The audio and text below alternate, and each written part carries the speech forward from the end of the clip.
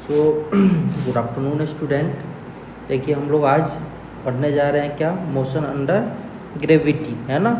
कल हम लोग प्रॉब्लम देखे हुए थे, अच्छा प्रॉब्लम था वो भी, है ना। तो देखिए मोशन अंडर ग्रेविटी को समझने के लिए मैं आपको बताता हूँ। मान लीजिए कि ये क्या है, अर्थ सरफेस, है ना, ठीक है, जिसका मास क्या है, एम मास है, कैपिटल एम मास है ना, और इसका रेडियस क्या है, आर, ठीक है। अब मैं क्या किया, अर्थ सरफेस के नज़दीक एक ऑब्जेक्ट को, है ना, एच हाइट पे यहाँ पे रखा, है ना, और उसके बाद मैं इसको क्या किया, अच्छा इसको, ये जो ऑब्जेक्ट है स्मॉल ऑब्जेक्ट, इसका मास क्या, एम, है ना, नियर मतलब आप अर्थ सरफेस के नज़दीक इसको क्या किए, ऐसे छोड़े, रिलीज किए, है ना। तो जैसे कि अगर ये मास यहाँ, ये ऑब्जेक्ट यहाँ पे है ना, अर्थ के नज़दीक, ठीक है। तो अगर मैं पूछूं कि अगर आप इसको छोड़ते हो तो क्या होगा, यहाँ पे कैसा फोर्स एक्ट करेगा, ग्रेविटेशनल फोर्स एक्ट करना स्टार्ट कर देगा, करेगा क्या, है ना। तो ये जो मास है हमारा, एम मास है ना, स्मॉल एम, जो कि क्या है, मास ऑफ ऑब्जेक्ट, मैं यहाँ पे लिख भी दे रहा हूँ, M equals to mass of object, है ना, मास ऑफ ऑब्जेक्ट, है ना। और कैपिटल एम क्या है, mass of earth, mass of earth, है ना, ठीक है। और R is radius of earth, है ना। तो मास कितना भी बड़ा हो जाए, ये स्मॉल एम जो है ना, ये कितना भी बड़ा हो जाए, एक्सेलरेशन या कितना भी छोटा हो जाए, है ना, एक्सेलरेशन सेम ही एक्ट करेगा, है ना। एक्सेलरेशन ड्यू टू ग्रेविटी जो होगा ये हमेशा सेम ही एक्ट करेगा, है ना। ये चेंज नहीं होगा, मास बढ़ने के कारण ऐसा नहीं होगा कि इस पे एक्सेलरेशन ड्यू टू ग्रेविटी ज़्यादा एक्ट करेगा, है ना, और छोटा मास होने से उस पर कम एक्ट करेगा, ऐसा कुछ भी नहीं होगा, है ना। मास या बड़ा हो या छोटा हो, है ना, acceleration due to gravity same act करेगा, ठीक है। तो अगर मैं यहाँ पे ग्रेविटेशनल फोर्स लिखता हूँ, है ना, तो फोर्स इक्वल्स टू मैं क्या लिख सकता हूँ, फोर्स, है ना, gravitational force equals to G M small m by R square, ये बात मैं लिख सकता हूँ, ठीक है। तो अगर मैं फोर्स के जगह पर मैं क्या लिख सकता हूँ, mass into acceleration due to gravity, है ना। तो small m into gravity equals to G capital M small m by R square, ये बात लिख सकता हूँ क्या, बिल्कुल लिख सकता हूँ। तो एम से एम क्या करूँगा, यहाँ पे कैंसिल कर दूंगा क्या, है ना। तो एक्सेलरेशन ड्यू टू ग्रेविटी का जो हमारा वैल्यू आ गया वो कितना आ गया, जी, है ना, capital M by R square, है ना, ये मास ऑफ अर्थ आ गया, है ना। तो मैं क्या बोल सकता हूँ, अगर आप इन सारे का वैल्यू अगर पुट करते हैं ना, किसका ये ग्रेविटेशनल कांस्टेंट जी क्या है यहाँ पे, G equals to gravitational constant,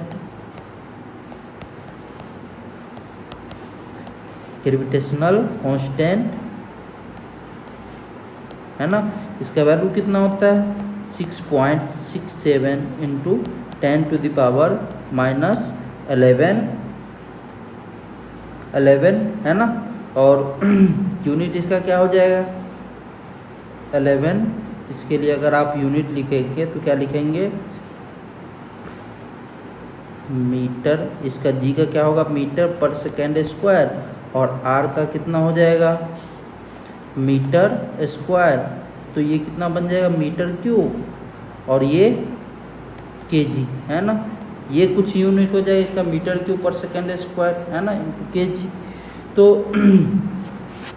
अगर मैं इससे आगे बात करूं, है ना, तो देखो आप इन सब का वैल्यू अगर पुट करूँ, जी का मास ऑफ अर्थ कितना होता है, मास ऑफ अर्थ, है ना, मास ऑफ अर्थ का वैल्यू होता है 6, आप ले लो 5.94 होता है, तो 6 आप ले लो, 6 into 10 to the power 24 kg, है ना, ये होता है मास ऑफ अर्थ। और रेडियस ऑफ अर्थ जो होता है 6400 किलोमीटर, है ना। इन तीनों का वैल्यू अगर आप इसमें पुट करते हो, है ना, इक्वेशन नंबर ये 1 ले लो आप, तो इस 1 में पुट करते हो तो आपको g का कुछ वैल्यू आएगा। g इक्वल्स टू कितना आएगा, gm/r² में अगर आप पुट करते हो सारा वैल्यू तो कितना आ जाएगा, 9.8 मीटर पर सेकेंड स्क्वायर, है ना। या आप रफली इसको बोल सकते हो, है ना, कितना, 10 मीटर पर सेकेंड स्क्वायर, है ना, एक्सेलरेशन ड्यू टू ग्रेविटी। और यही इसके इक्वल टू क्या आ जाता है, पाई स्क्वायर के ये इक्वल आ जाता है ना। तो g का वैल्यू कितना एक्सेलरेशन ड्यू टू ग्रेविटी का, अप्रोक्सीमेट 10 मीटर पर सेकेंड स्क्वायर या 9.8 मीटर पर सेकेंड स्क्वायर, है ना, या पाई स्क्वायर भी आप बोल सकते हो, है ना। तो कोई भी ऑब्जेक्ट रहेगा ये एक्सेलरेशन ड्यू टू ग्रेविटी, है ना, acceleration due to gravity same act करेगा, है ना, सेम एक्ट करेगा, ठीक है। तो आप यहाँ पे नोट में भी ये बात लिख सकते हो,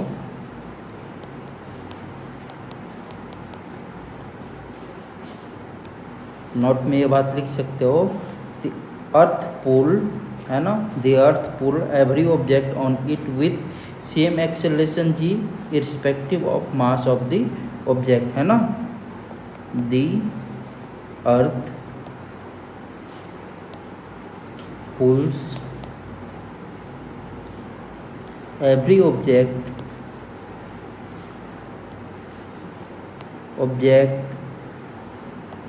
on it with the same acceleration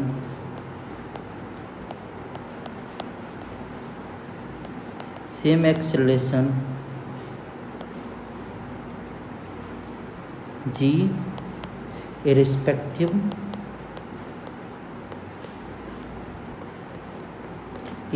irrespective of the mass of the earth,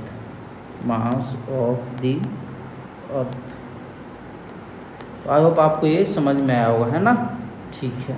अब देखो आगे मैं बात करता हूँ, है ना। अगर जैसे कि ये ऑब्जेक्ट का है ना, अब इसमें आपको फोर्स आपको पता चल गया। अगर मैं इस ऑब्जेक्ट को स्मॉल m वाले ऑब्जेक्ट को, है ना, अगर मैं यहाँ से रिलीज करता हूँ, छोड़ता हूँ, है ना, तो वेलोसिटी क्या होगा, वेलोसिटी सेम होगा, है ना, वेलोसिटी सेम होगा जब मान के चलो ऑब्जेक्ट को क्या करोगे, रिलीज करोगे, या वेलोसिटी ऑफ पर्सन, कोई भी पर्सन किसी भी ऑब्जेक्ट को भी वेलोसिटी से रिलीज करेगा, है ना, तो वेलोसिटी क्या होगा, सेम होगा, है ना। या अगर नहीं मेंशन नहीं हो फिर भी मैं मानूंगा क्या, कि ऑब्जेक्ट पहले रेस्ट में था, है ना। तो ये सब आपको याद रखना है। तो देखो अगर मैं क्या करता हूँ, एक h हाइट ऊपर एक ऑब्जेक्ट को क्या करता हूँ, रिलीज करवाता हूँ, है ना। ये देखो मैं यहाँ से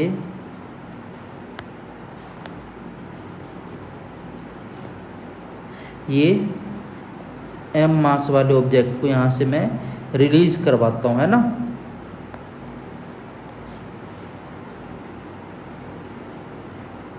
ठीक है, इसको अगर मैं इधर की ओर रिलीज करवाता हूँ, ठीक है, तो अगर रिलीज कर रहा है तो इनिशियल स्पीड कितना, u इक्वल्स टू 0, है ना, u इक्वल्स टू 0, ठीक है, क्योंकि ये रिलीज कर रहा है ना एट t इक्वल्स टू 0, है ना, 0 सेकेंड पे।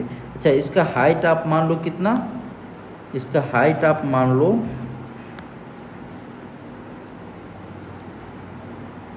h हाइट, है ना, h हाइट आप इसको मान लो, तो t equals to t time पे, है ना, ठीक है।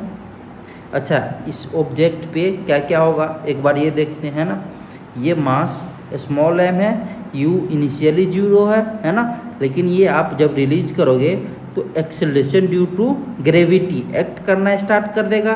किस डायरेक्शन में एक्ट करेगा, तो आप क्या बोलोगे, डाउनवर्ड एक्ट करेगा। ठीक है, मैंने यहाँ पे डायरेक्शन से शो कर दिया, जी डाउनवर्ड एक्ट कर रहा। और भी कुछ होगा क्या इसमें? और कुछ नहीं होगा, है ना।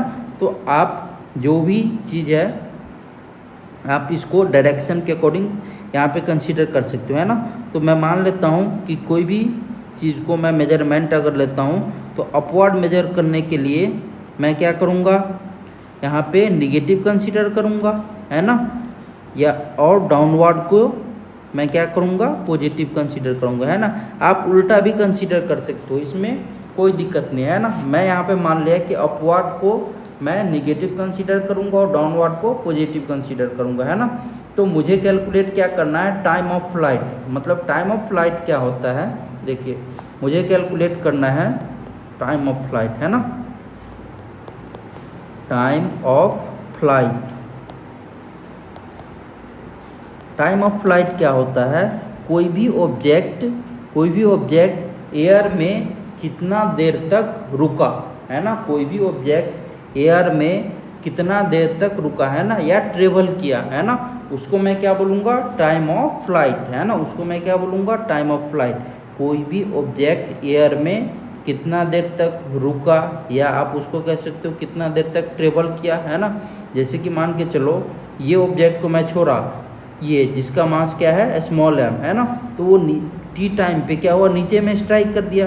तो ये जो टाइम लगा टी, है ना, उसी को मैं क्या बोलूँगा, टाइम ऑफ फ्लाइट, है ना।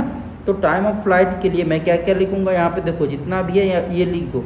तो इनिशियल स्पीड कितना था, ए टी इक्वल्स टू 0 पे 0, है ना, यू कितना था 0, है ना।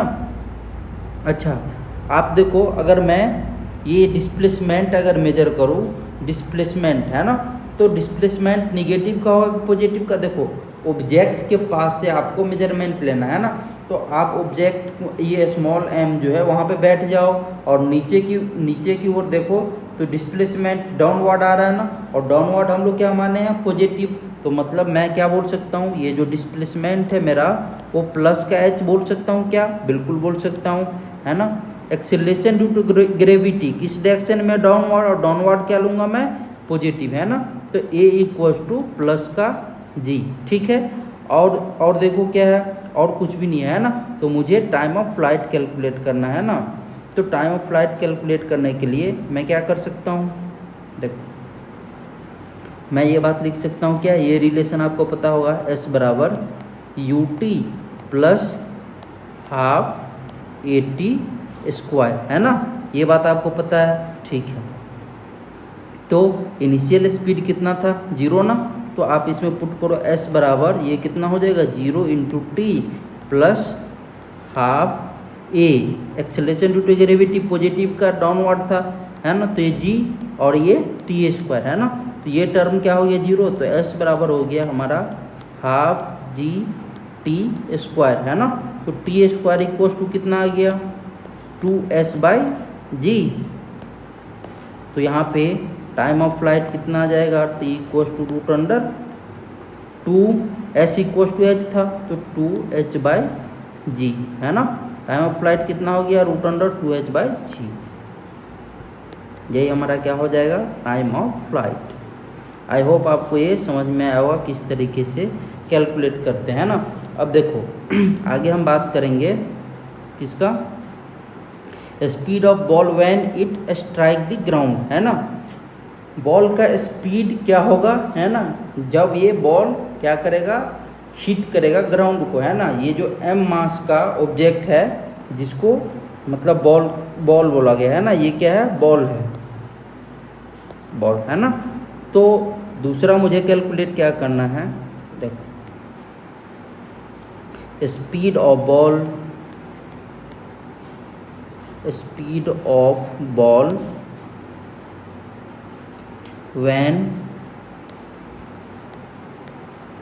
when it is striking the ground,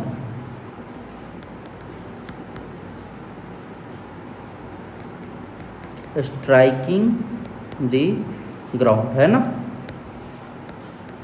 ठीक है।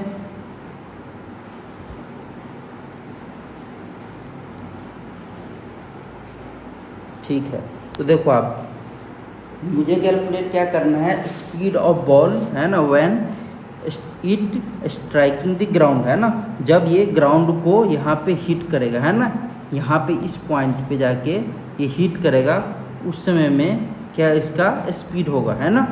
तो यहाँ से मान के चलो आप यहाँ से बॉल ड्रॉप किया, है ना, और यहाँ पे ये ग्राउंड के पास आके, है ना, ये यहाँ पे हिट किया, है ना, पी पॉइंट पे हिट किया, है ना, पी पॉइंट पे हिट किया, पॉइंट पी स्ट्राइक, है ना। तो इस कंडीशन में मुझे क्या कैलकुलेट करना है, स्पीड, है ना। तो मैं क्या बोल सकता हूँ, देखो मुझे आपको यहाँ पे क्या क्या गिवन था, ए इक्वल्स टू प्लस का जी, है ना, यू इक्वल्स टू कितना था 0, है ना, और टाइम कितना लग रहा था, तो टी आपको पता चल गया यहाँ पे कितना टाइम लग रहा है, t equals to root under 2h/g, है ना, 2h/g, है ना। तो आप क्या बोल सकते हो, क्या रिलेशन आ जाएगा, वेलोसिटी एक्सेलरेशन और ये टाइम में v बराबर u प्लस ए टी, है ना। तो u कितना है 0 प्लस a इक्वल्स टू जी, और ये कितना हो जाएगा रूट अंडर 2h/g, ये बात हो जाएगा क्या, है ना। तो मैं वेलोसिटी इक्वल्स टू क्या बोल सकता हूँ, ये रूट में आएगा तो ऐसा बोल सकता हूँ क्या, 2g² h/g, है ना, और एक g से एक g क्या होगा, कैंसिल आउट, तो यहाँ से आ जाएगा हमारा क्या, velocity equals to root under 2gh, है ना, 2gh, है ना। तो जब भी या तो u0 हो, v0 हो, वेलोसिटी आपको u0 हो, है ना, तो वेलोसिटी जब लिखना हो आप डायरेक्ट लिख सकते हो क्या, कि velocity equals to root under 2gh, है ना। तो इसी स्पीड से क्या करेगा, ग्राउंड पे स्ट्राइक करेगा, है ना, बॉल। अब मुझे ड्रॉ करना था क्या, एटी ग्राफ, है ना, फिर वीटी ग्राफ, फिर एसटी ग्राफ, है ना, ये तीनों करना है। मैं इसको क्या करता हूँ, जल्दी जल्दी लेता हूँ, थोड़ा टाइम अपने पास कम है ना। देखो तीसरा क्या है मेरा, ड्रॉ एटी ग्राफ, है ना, ड्रॉ एटी ग्राफ। देखो आपको एटी ग्राफ बनाना है ना, एक्सेलरेशन वर्सेस टाइम ग्राफ। कैसे ड्रॉ करोगे, तो एक्सेलरेशन क्या है यहाँ पे, कांस्टेंट ना, एक्सेलरेशन ड्यू टू ग्रेविटी क्या है, कांस्टेंट। ड्रॉ कर दो आप, है ना, तो ये 0 टाइम और यहाँ पे टाइम इक्वल्स टू टी, है ना, तो टाइम इक्वल्स टू टी। तो इसके लिए अगर मैं ड्रॉ करूँगा तो क्या हो जाएगा,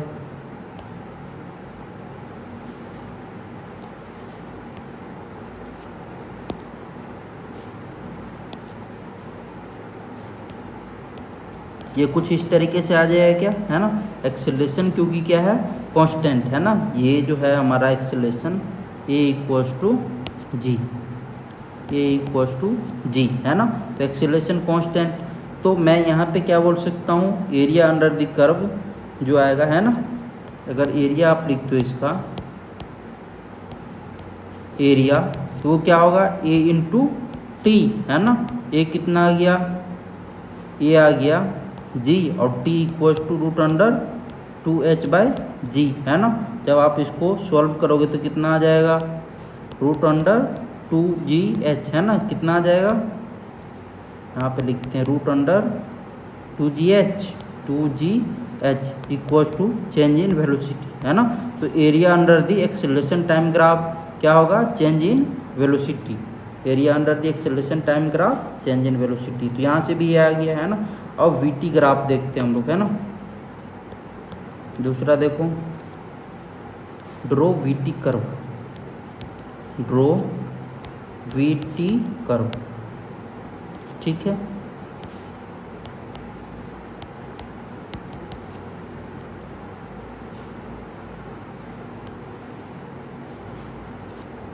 वीटी कर्व, है ना। देखो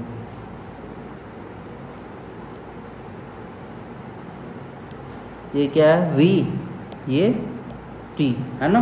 तो वीटी कर्व का हम जो बात करेंगे तो यहाँ पे देखो आप वेलोसिटी और टाइम में क्या रिलेशन था, है ना, वेलोसिटी इक्वल्स टू, मैं क्या बोल सकता हूँ, अच्छा वेलोसिटी और टाइम में रिलेशन क्या था, v बराबर 0 प्लस gt, है ना, यही था रिलेशन। तो v बराबर g इंटू टी, है ना। तो अगर मैं y equals to m x plus c से कंपेयर करूँ, y equals to m x plus c, है ना, तो यहाँ पे c कितना आ गया, c इक्वल्स टू 0, है ना। तो ये कहाँ से पास करेगा, ओरिजिन से, और यहाँ पे स्लोप कितना होगा, m इक्वल्स टू कितना आ गया, g, है ना, एक्सेलरेशन ड्यू टू ग्रेविटी। तो आप इसको ड्रॉ कैसे कर सकते हो, कुछ इस तरीके से, है ना, क्योंकि ये ओरिजिन से पास हो रहा है, ठीक है। और t टाइम पे इसका टाइम कितना है, time equals to root under 2h by g, है ना, और वेलोसिटी कितना है, रूट अंडर 2gh, है ना। तो आप वेलोसिटी क्या दिखा सकते हो, रूट अंडर 2gh, है ना। तो ये क्या हो जाएगा हमारा vt कर्व, है ना। तो यहाँ पे आप ये बात बोल भी सकते हो क्या, कि tan theta equals to g, है ना, ये बात आप बोल भी सकते हो यहाँ पे, ठीक है। अब हम आगे बात करते हैं क्या, st ग्राफ, है ना।